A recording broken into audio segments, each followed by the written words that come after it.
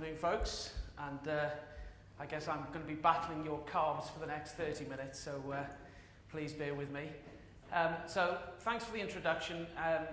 Definitely a topic that I'm very, very interested in. So the majority of my career was in HR, and then moved into running shops, and then became CEO of B&Q back in 2011. Just very quickly, in a broadly HR audience, if I had £1 for every time somebody nearly fell off their seat when they found out I was the CEO and I'd previously been in HR, I'd be a very rich man. Hopefully that changes in time to come. So what I'm going to share this afternoon is some ideas, I guess, I had in those roles through my career, and then more recently now running my own very, very small business, but working with clients, particularly at board level on leadership and performance and so on. And quite a bit in sport as well. I have a passion for what we can learn from sport, so I'll share a little bit of that as well. But I guess the genesis of what I wanted to just mention up front was, particularly when I was HR director, I just remembered how torturous it was to have the annual objective setting session that we all used to go through, and then the annual let's get everybody appraised session that we used to go through. And I think it really was tortuous. And even working with clients now, I still see it today with this big push. But I guess where I got to was, because it's so tortuous, that's probably the root cause of that, is because people don't value it. So I found that we were pushing like hell for something that actually the business didn't really want. So my sense was there was another way. So I had to go at a few things whilst I was at B&Q, but more so now as I have a little bit more time to think about some of the perhaps better ways there might be to manage performance, which is why I've called this Beyond Appraisals. So just a bit to start on the sort of why, if that'll click for me, yeah. I just thought this might be quite an interesting place to start, because certainly when I was growing up, my mum and dad used to say to me, speak when you're spoken to, respect your elders. When I started work, the knowledge and the power was all in the boardroom.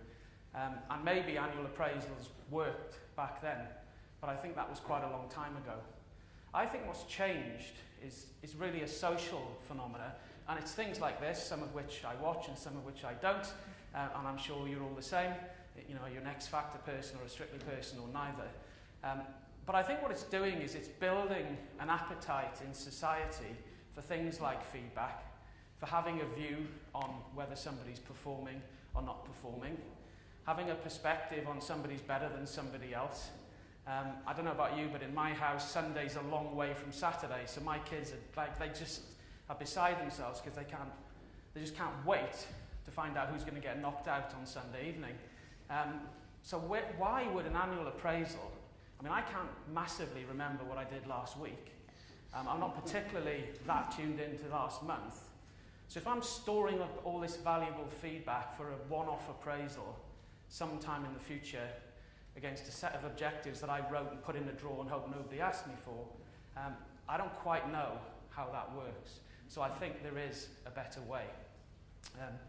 I could go through more of these, but if you took TripAdvisor, Glassdoor, Review Centre, I don't know if you've looked at Review Centre, just key your business into that and have a look what your customers have to say about you. It's just everywhere. So I think, without labouring it too much, the case for change actually is pretty strong in this space. Now, as mentioned, sport. This isn't a rugby comment particularly, but it is a performance comment. I'm quite a big rugby fan. I was lucky enough to go on the Lions tour to Australia last summer. For those of you who don't know, this guy here is a guy called Brian O'Driscoll, who's pretty much the biggest legend in rugby. He wanted, or very much hoped, to be selected for the final Lions game in Australia, but he didn't get chosen, and there was a massive media outcry at the point at which he wasn't chosen, because it was probably the biggest game of his life, and he didn't even get picked. What was very interesting was, even though he had access to probably more media than we could ever dream of, he never actually made a public statement about the fact that he didn't get to play that game.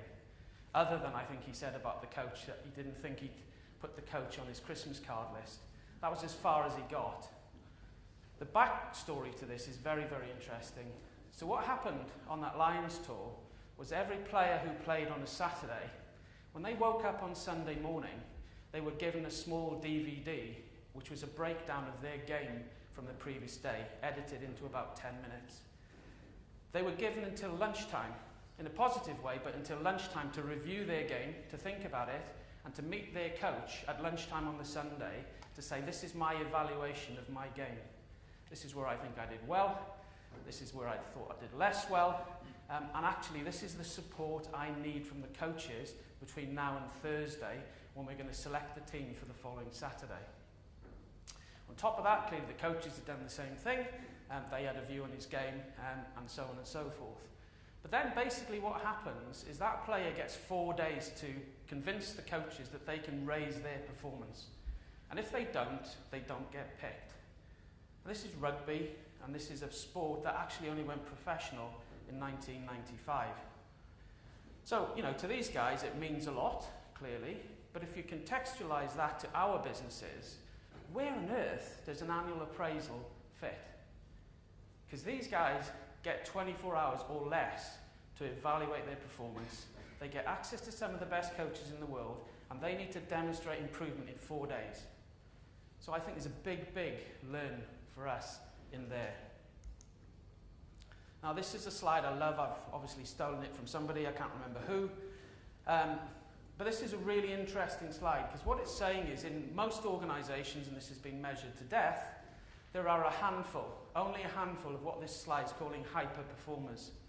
But it's saying there's a sort of handful of people who just outclass everybody else, and they drive massive value in businesses. And at this end, you go down to a tail of people that aren't performing at all. Now what's interesting, I think, is the opportunity in most businesses is here, in the middle. So how do you get those average performers to be amazing? Because there's a lot of them. And to bring it to life as a story, I was at a dinner the other day, and the guy sat next to me was a lovely gentleman. He's probably the wealthiest person I've ever met. He ran his own software company, and he had 200 salesmen in his company. And he'd just come back from the Caribbean. And he said to me, I go to the Caribbean every year. I take my top 10% of my salespeople, and I give them an all expenses paid week in the Caribbean with a partner of their choice. Hopefully somebody they know. I just realised what I said then. Not quite that. What I meant was they can bring their husband or wife or somebody else.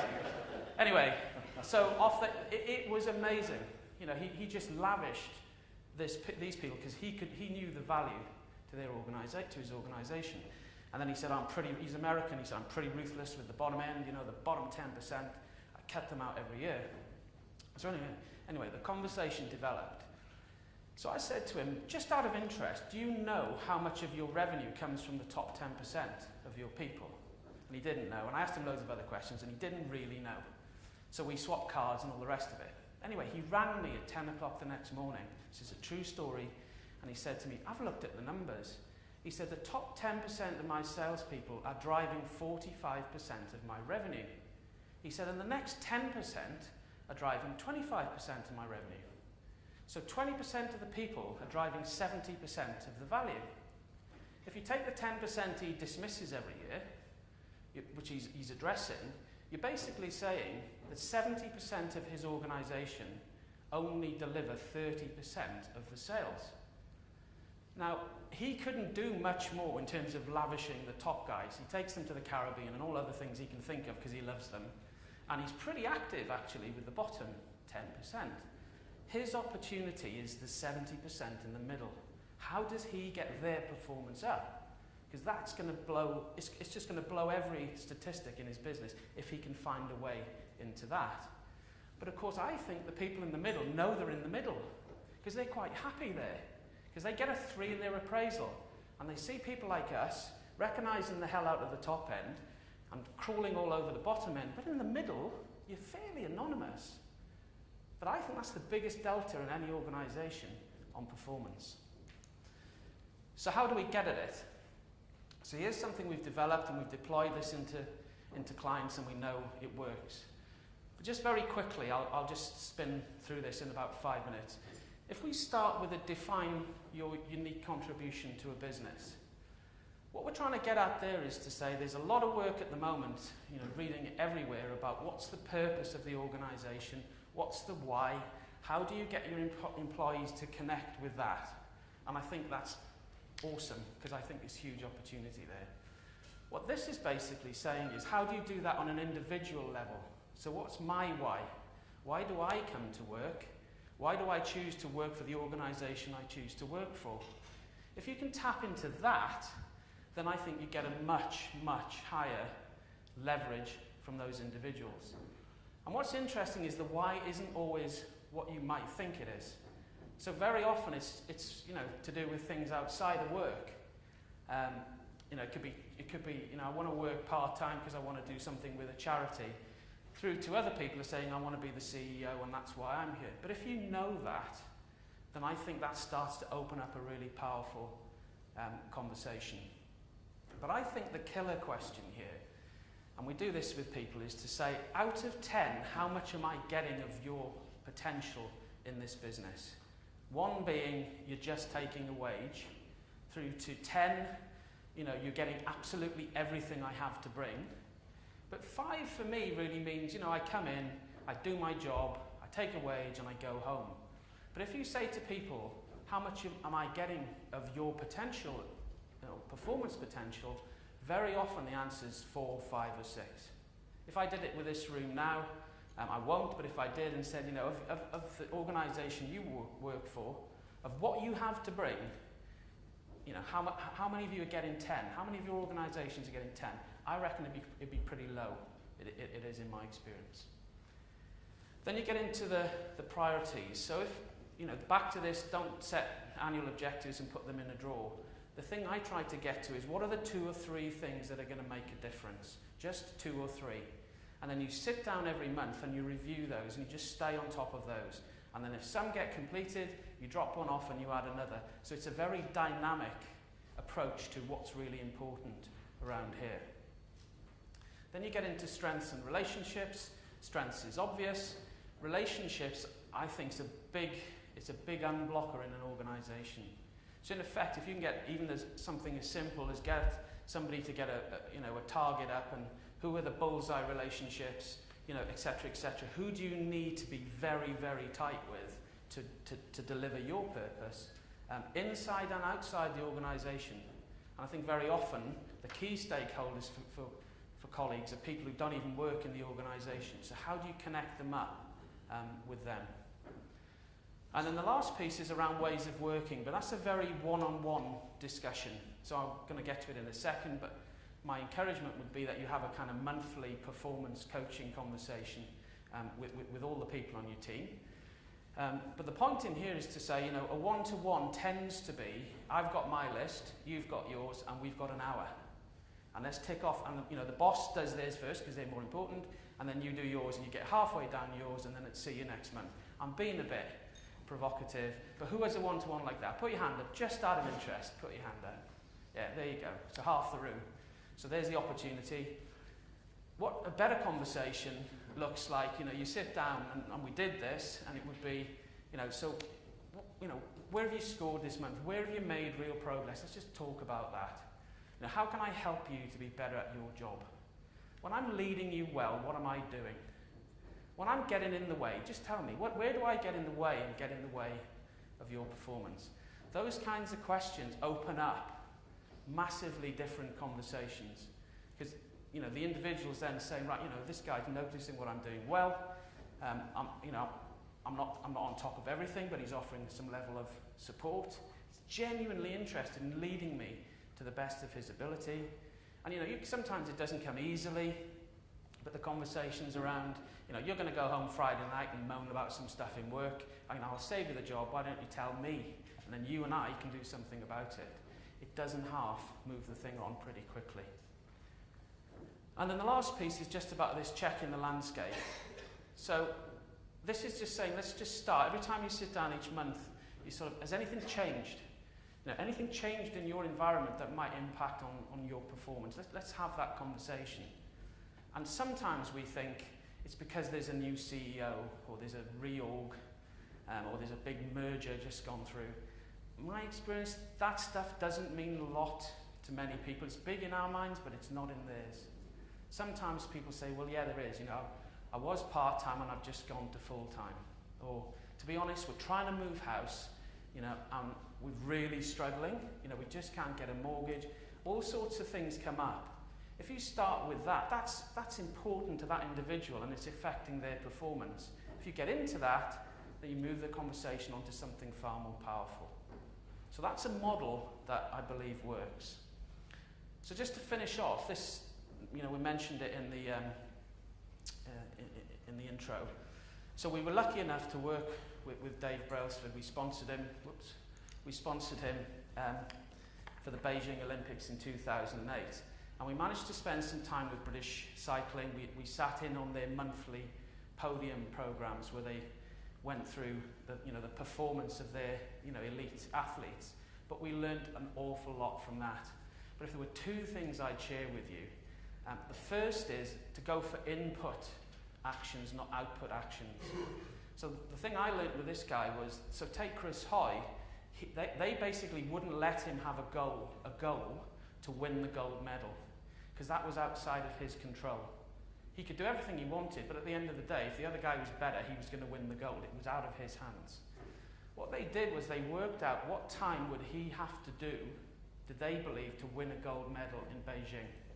So they knew they needed to get him on the start line and do a flying 500 in 9.8 seconds. That was the goal, because he could control that. He would know, before he got to the Olympics, that he had the ability to do a time they thought would win a gold. And then they spent all their time doing whatever they could to get him to be able to do 9.8, which was diet and strength and all those other things you'd expect an elite athlete to do. As it happens, he turned up on the line, he did 9.8 in the semi-final, and he won. And the French guy in the other semi-final did 9.7 and broke the world record.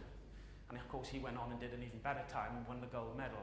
But the point was, he couldn't control what the French guy was doing, but he could control the goal that he was trying to turn up with. So that was very, very powerful. The other thing was they have this huge thing about ownership is with the athlete. So Chris Hoy decides the time he wants to be able to do. He gets great coaching about his diet and his strength and his conditioning, but he sets his own targets towards that goal. And every month they sit down with him and they say, how are you doing towards the target? Not, here's how we think you're doing. He turns up with how he thinks he's doing. And at any point in that 4-year period, if he's starting to tail off and it doesn't look like he can hit his target, then they have a different conversation. But people drop out. They don't get fired from the podium program. You just fall short of the standards you've set yourself. It's very, very different. Now, I don't know this, but my suspicion would be in the Tour de France, where Bradley Wiggins didn't get selected last year, would have been purely that he wasn't hitting the targets he'd set himself on the run into the Tour de France. So he managed himself out of the process. So it's very different, but it's very, very powerful. So to finish, my kind of point today is, if we go back to where I started, I think people are just ready now. Their tolerance for feedback, their view on performance, the regularity in which they are able to have those conversations has changed, and I think it's changed forever. There are some examples there, whether they be sport, or examples. I mean, we introduced a program called the Podium Program in 2008 in B&Q, and it had a transformational effect on what we did. So we had a thing called the toilet conversation, where we'd all sit around a table as a team, and every one of us would step out for 10 minutes, sit outside of the table, and we'd talk about how that individual's performing as if they weren't there, as if you're in the cubicle in the toilet. And then that person dropped back in and said, right, here's what I've got from that conversation, and then the next person went. But you deliver high levels of trust in that environment, and you deliver high levels of performance. So we know that works. And then some brief insights from Brailsford. There could be more if we had more time. But just to get into the space that says, to me, this is a sort of all day, all week, all month activity. It's about constant dialogue, and it's about that servant leader approach to help that person bring their 10 out of 10 to work as often as you can, accepting that they'll have bad days like anybody. So that's the main thrust of what I was going to say. Got about 5 minutes, I think, before I hand over, so happy to take any questions.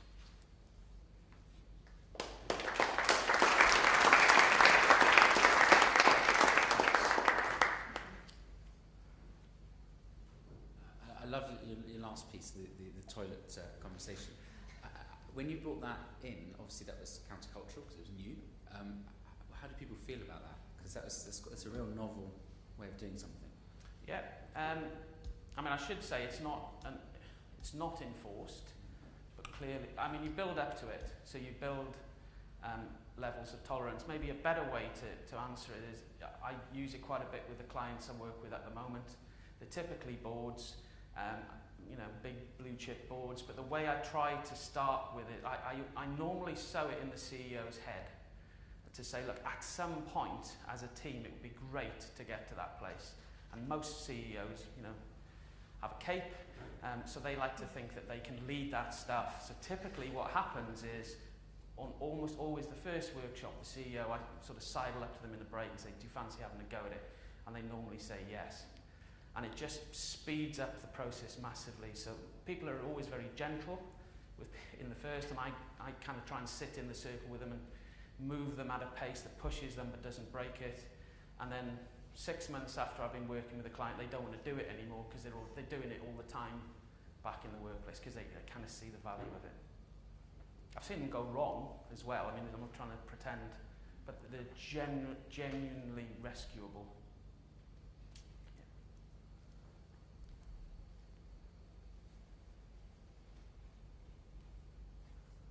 Thanks, Martyn. Can I pick up on this point about inputs and the point you're making that people can control their inputs in a way that they can't necessarily control the rest of the value chain? But I guess one of the things I would be thinking about in business terms is the fact that too many people think only about what they're doing and not enough about what the connection is to other things, and that they're disconnected to the outcomes that they're contributing towards. So how do you get over that problem if you're focusing just on inputs?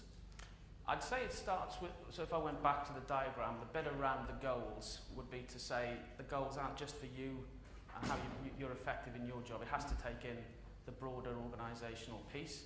So if you're saying, I'm trying to move from A to B, when you get around to the relationships then, you would then say there are 3 key stakeholders elsewhere that I need to build a much stronger relationship, so that would be part of that.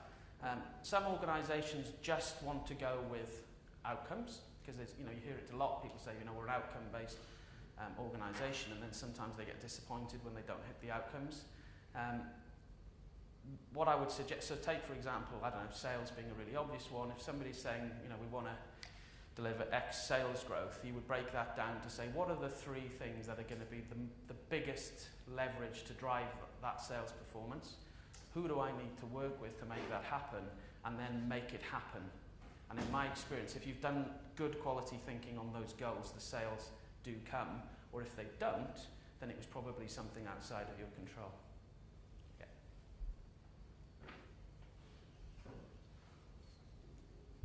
Is that okay? Brilliant. Thanks very much. Thank you.